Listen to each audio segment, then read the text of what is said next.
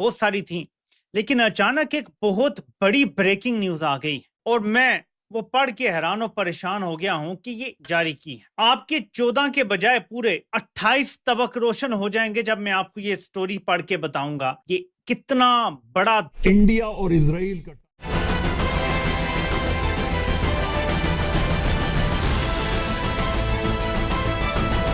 कभी सोचा है कि एक देश जो आकार में भारत के एक जिले जितना छोटा है वो दुनिया के सबसे बड़े लोकतंत्र का सबसे भरोसेमंद साथी कैसे बन गया। लोग कहते हैं कि देशों के बीच कोई परमानेंट दोस्त नहीं होता, सिर्फ स्वार्थ होता है। लेकिन आज हम आपको एक ऐसी खबर बताएंगे जो इस कूटनीति के नियम को गलत साबित कर देती है। 1999 में जब कारगिल की पहाड़ियों पर हमारी पीठ में छुरा घोंपा गया, तब दुनिया के सुपर पावर्स हमें लेक्चर दे रहे थे, लेकिन एक देश था जिसने बिना शर्त अपने हथियारों के दरवाजे भारत के लिए खोल दिए। आज वही देश हरियाणा के खेतों में हमारे किसानों के हाथ में वो जादुई तकनीक दे रहा है जो बंजर जमीन से सोना उगा सकती है। कारगिल की चोटियों से लेकर मुनीमपुर के खेतों तक और असम की बाढ़ की विभीषिका से लेकर दिल्ली के हाई प्रोफाइल ट्रेड रूम्स तक भारत और इजराइल की दोस्ती अब सिर्फ एक समझौता नहीं रह गई है, ये एक स्पेशल स्ट्रेटेजिक पार्टनरशिप बन चुकी है। हम भारत इजराइल के संबंधों के उन 4 पन्नों को पलटेंगे जिन्होंने इतिहास बदला है और जो भविष्य लिखने वाले हैं। तो बने रहिए हमारे। कल 26 जुलाई थी जब हमारा भारत कारगिल विजय दिवस का जश्न मना रहा था। इस दिन हम उन जवानों को सलाम करते हैं जिन्होंने अपनी जान की बाजी लगाकर टाइगर हिल को वापस लिया था। लेकिन इस जीत के पीछे एक ऐसा साइलेंट पार्टनर था जिसका नाम इतिहास की किताबों में तो कम है, लेकिन सेना के दस्तावेजों में स्वर्ण अक्षरों में दर्ज है। वो नाम है इजराइल का। 1999 के दौर को याद करिए जरा। भारत पर परमाणु परीक्षण के बाद बैन लगे थे। हमारे पास ऊंचाई पर बैठे दुश्मन को सटीक निशाना बनाने वाली तकनीक बिल्कुल नहीं थी। तब इजराइल ने क्या किया वो मैं आपको अब बताता हूं एक एक पॉइंट के जरिए।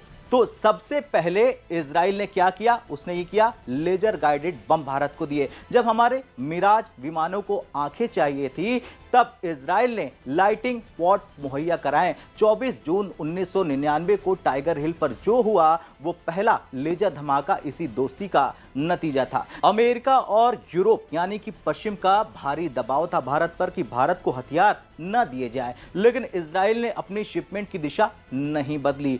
चाहे ड्रोन क्रांति की शुरुआत। आज हम जिस ड्रोन युग में हैं उसकी नींव कारगिल में पड़ी थी जब इजराइल ने सर्च और हेरोन ड्रोन देकर हमें पहाड़ियों के पीछे छिपे दुश्मन को देखने की ताकत दी थी। तो वहीं दूसरी तरफ इजरायली तकनीक आज ऑपरेशन सिंदूर और मेक इन इंडिया के तहत भारत में ही बन रही है। हम खरीदार से अब को डेवलपर यानी कि जिसे हम सह निर्माता कहते हैं वो बन चुके हैं। अब सरहद की सुरक्षा के बाद अब बात है देश के अन्नदाता की। 17 जून 2026 हरियाणा के झज्जर जिले का मुनीमपुर गांव एक ऐतिहासिक गवाह बना। यहां भारत और इजराइल के बीच 35वें सेंटर ऑफ एक्सीलेंस का उद्घाटन हुआ। अब जरा दोस्ती का नया मॉडल भी समझ लीजिए। इजरायली राजदूत रुवेन अजार ने वहां जो कहा वो हर भारतीय को गर्व से भर देगा। उन्होंने कहा कि 30 साल पहले हम तकनीक लाते थे, लेकिन आज ये केंद्र भारतीय कंपनियों ने भारतीय सामान से खुद बनाया है। ये असली आत्मनिर्भर भारत है। अब इसकी तकनीकी बारीकियां क्या क्या है वो मैं पॉइंट्स में आपको बताऊंगा। पहला है एंड ड्रीप तकनीक। इजराइल ने एक ऐसी सिंचाई प्रणाली विकसित की है जो बिना बिजली और बिना भारी निवेश के सिर्फ गुरुत्वाकर्षण यानी कि ग्रेविटी की मदद से खेतों में पानी पहुंचाती है। ये भारत के छोटे और सीमांत किसानों के लिए किसी वरदान से कम नहीं है। दूसरा पॉइंट है सीड प्रोडक्शन। मुनीमपुर और राया में बने ये केंद्र औषधि पौधों और उच्च गुणवत्ता वाले बीजों पर ध्यान देंगे जिससे किसानों की आय में सीधे तौर पर इजाफा होगा। तीसरा है आंकड़े। देखिए अब तक 1.2 लाख किसानों को इजरायली विशेषज्ञों ने ट्रेनिंग दी है। ये एक साइलेंट रिवॉल्यूशन है जो भारत के 12 राज्यों में फैल चुका है।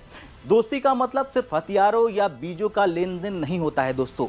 दोस्ती का मतलब होता है एक दूसरे के दर्द को कम करना, महसूस करना। और जब असम की ब्रह्मपुत्र नदी उफान पर है और लाखों जिंदगियां संकट में है तब इजराइल से एक ऐसा संदेश आता है। इजराइल ने दुनिया को बताया कि उनकी संवेदनाएं असम और भारत के साथ है। वहीं मुख्यमंत्री हेमंत बिस्वा शर्मा का उन्हें शुक्रिया कहना ये दर्शाता है कि ये रिश्ता दिल्ली के गलियारों से निकलकर भारत के राज्यों और वहां की जनता के दिलों तक पहुंच चुका है। जब दुनिया आपदा के समय सिर्फ तमाशा देखती है, तब एक सच्चा दोस्त सांत्वना और सहयोग का हाथ बढ़ाता है और इजराइल ने वही किया।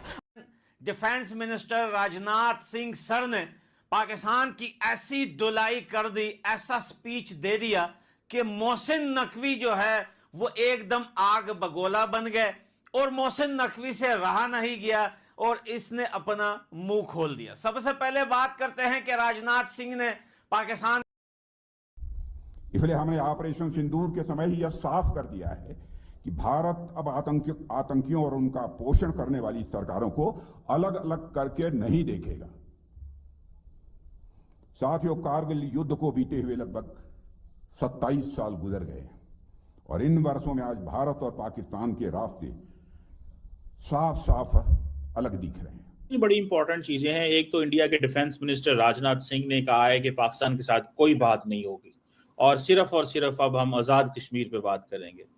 इसको लेकर के बहुत ज़्यादा जो है वो शोर मचा हुआ है और वो पाकिस्तान को मुसलसल कह रहे हैं जी कि हम तो आप टेरर इकोसिस्टम बनाते हैं, हम इकोनॉमिक सेटअप बनाते हैं, आप सुइसाइड बॉम्बर देते हैं, हम सैटेलाइट बेचते हैं, इस तरह की बातें वो कर रहे हैं तारड़ साहब। और माहौल को उन्होंने गर्म किया हुआ है राइट आफ्टर द रेजिग्नेशन जो उनके एक मिनिस्टर साहब एजुकेशन के। दोस्तों, भारत और इजराइल की दोस्ती हमेशा से ही ज़रूरत के वक्त काम आने वाली और व्यवहारिक रणनीतिक साझेदारी की रही है। कृषि से लेकर रक्षा क्षेत्र तक दोनों ही देशों के बीच सहयोग लगातार बढ़ता ही जा रहा है। एक तरफ हरियाणा के किसानों के लिए इजराइल का योगदान देख पाकिस्तान में मातम छाया हुआ है।